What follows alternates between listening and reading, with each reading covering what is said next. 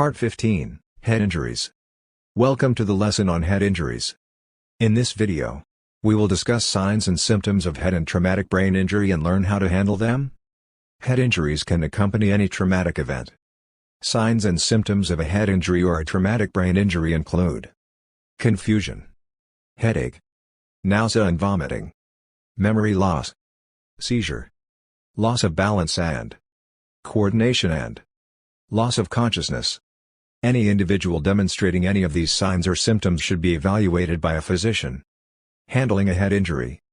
If you come across an individual suffering from a head injury, protect them from further injury by manually stabilizing the head and the neck and prepare them for transport to advanced medical care. Observe them closely for changes in condition.